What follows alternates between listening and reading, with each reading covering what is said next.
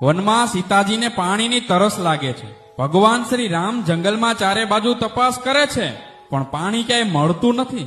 એવામાં એક મોર આવી અને પ્રભુને કહે છે કે થોડે દૂર એક પાણીનું સરોવર છે, હું ઉડું, તમે મારી પાછળ પાછળ આવો.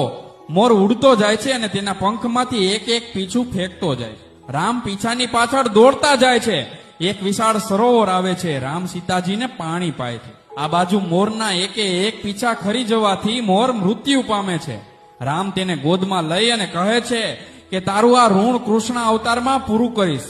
કૃષ્ણ અવતારમાં ભગવાને સર માથે મોર મુકુટ ધારણ કરી ને મોરનું ઋણ ચૂકવ્યું હતું. જગતનો પાલનહાર જો ઋણ ચૂકવતો હોય તો આપણે કેમ નહીં? મુશ્કેલીના સમયમાં જો આપણને કોઈ મદદ કરે ને તો એનું એહસાન ક્યારે નહીં ભૂલવાનું સાહેબ, એનું એહસાન ક્યારેય નહીં ભૂલવાનું. રાધે રાધે.